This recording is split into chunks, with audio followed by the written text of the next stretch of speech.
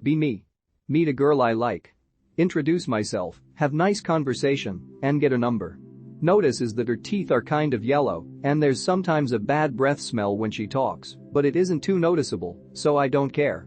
End up texting a lot the following day and really hit it off. Ask her out, and she says yes. Look through her social media, see one picture of her where she was smiling. Teeth look butter yellow and gums are dark red. Wonder if she herself even notices or cares. On our date, her teeth looked normal, maybe it was the lighting. At one point I think I might have smelled something, after she had been talking for a while, but other than that no problems. Think maybe she just went to the dentist and fixed whatever the problem was. Date ends, she doesn't end up wanting a relationship, but we still remain friends. Month later, see her again. Walk up to her and say hi. She turns around and says hi, immediately hit in the face with one of the worst scents I've ever smelled from a human being. It's strong too. Of course she wants to see how I'm doing, and I don't want to be rude, so she talks to me for a long time. All the while I have to hold my breath, turn my head and inhale strategically, so I don't pass out. Feel I have to say something, but don't know how to say it.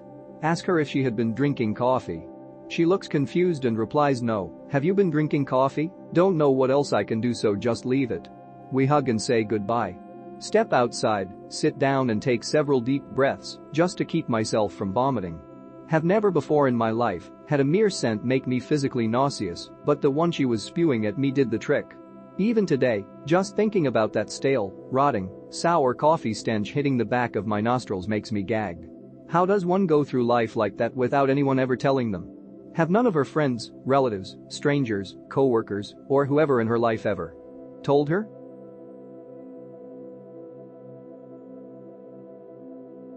Be me. 23, neat, gymsole. Faggot that wasted most of his life doing shit like gaming and coding. No real life friends. Get online friends over the years. Meet up in real life. Everyone respects me since I'm buff. Take drugs and get fucking drunk. Drugs make me fucking confident and shit. Not that good looking, but drugs like Molly make bitches go crazy. Get noticed by couple of thotties. Make out for the first time in 4 years. She asks for socials. Sorry, I got no social media. No Insta? Nope. No Snapchat, Twitter? She reminds me that I got a far-right meme page on Twitter. Nope, no Twitter. Well damn Anon, can I get your number? Sure. Exchange numbers. Don't you have a PFP on WhatsApp? Tell her I use Telegram. She suddenly left. Never seen her since. Bros. Why can't I win for once?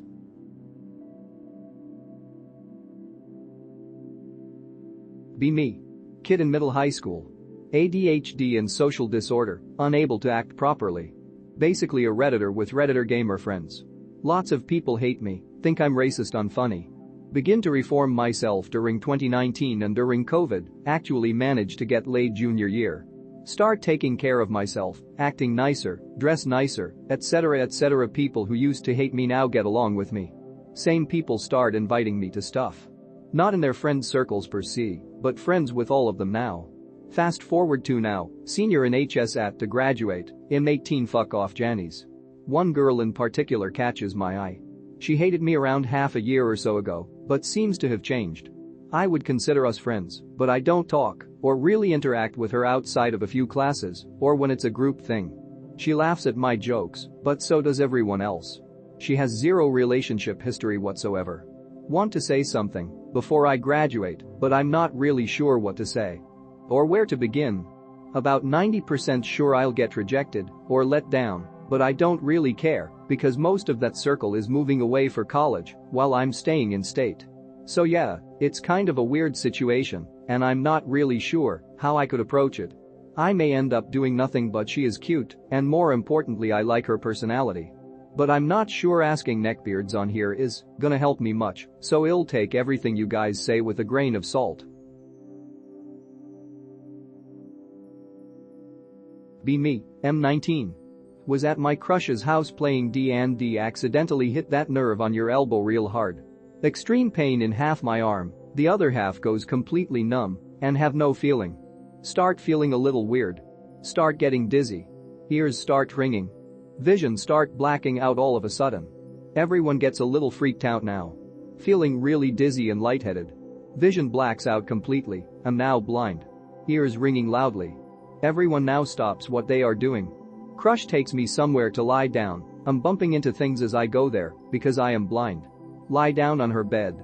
After lying down for about 30 seconds everything goes back to normal. I'm really kind of freaked out for the entire rest of the D&D session. Turns out what happened was a esophageal syncope, which causes your heart rate to suddenly drop and can be triggered by the sudden onset of extreme pain. It usually causes people to pass out. I'd fed my crush, though, and we're still dating, so. Be me. Been seeing 2 girls at same time. Nothing serious with either at the moment, so not been feeling guilty. Told one yesterday about the other for the first time while we're out on a date. She gets weird with me, pulls away and says she doesn't want to kiss when I move in. Few hours later we're banging for the first time. Thought this was weird, so tried the same thing with the other girl today. Told her I am seeing another girl. She gets weird. She says okay, no worries, well I wish you all the best with her then, take care.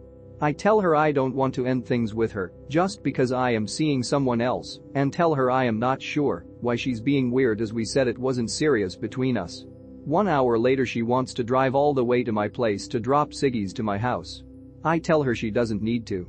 She asks if she can come anyway to say hi. I say okay, and she comes, and we talk, and she's looking at me with fuck me eyes. We say our goodbyes as she can't stay. Cause she has to go, do something, and she gives me a big hug before she leaves and says she will text me later. So moral of the story? It's what we all knew, I guess. Show yourself as attractive and available to other women, and women are attracted by that, even if they are hurt by it in the beginning. Be me. Retard with no social skills. Show symptoms of some form of mental health issue. Maybe it's autism, social phobia, dysthymia. I'm not sure. Don't have friends to talk about it. I mean, have friends, but I don't want to bother them with it. Most of them don't care about my mental state anyway. And the ones who do aren't doing better than me. Overhear my father saying that he was sure I would need therapy in a negative way. Refused to seek any professional help out of spite for my dad.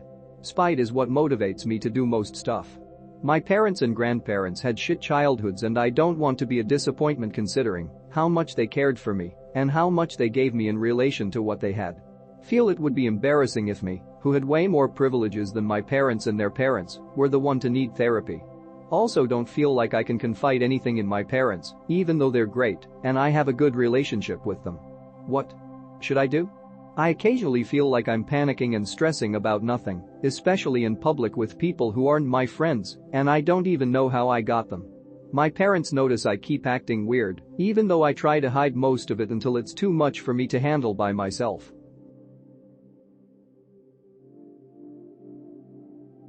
Be me.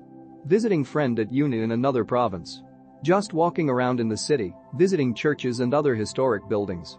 Walking to our next spot. See a 8 to 9 tenths coming the opposite way on the sidewalk towards us.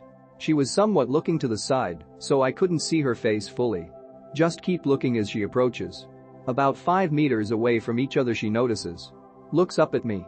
Just both looking at each other blankly in the eyes. 2 seconds of this. All of the sudden she gives this smile. Walks past me. Too much of a pussy to say anything. Maybe I'm just spurging, but I'm almost 100% sure it was not the kind of smile you give to make a situation less awkward. It seemed like a genuinely warm and welcoming smile. Should I have said anything, or am I just looking for signs that aren't there?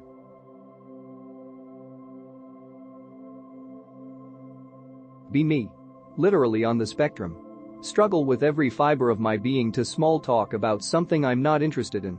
QT girl talking to me at party. I'm just watching with a drink in my hand. So how'd you get here? Came with a friend.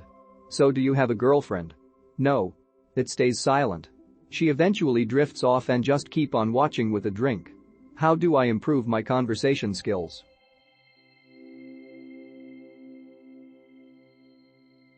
Be me. Be ill from 16 to 23, lots of fights with doctors. Finally get the lazy cunts to do their jobs. Start getting better, go back to school. Get degree. Work hard, get career prospects. COVID hits. Have to put that shit on hold. Starts opening back up. Parents get sick. They're shitty and uncooperative. Still expecting me to look after them. What do I do with this situation? I'm genuinely fucking stumped. There seem to be no right moves left to make. Every step I take is going to burn me. If I leave and they lose the house, it'll be my fault. If I stay, my deadbeat brother will try to leech. They want me to stay, pay, and have a low quality of life all in one. I'm not terribly far off of 30, and it's looking like I'm never going to have anything resembling a life. I sure as shit didn't want to be here. If COVID hadn't nuked half of the world's economy, I would have gone abroad. Do I just leave? Burn bridges and pretend they never happened?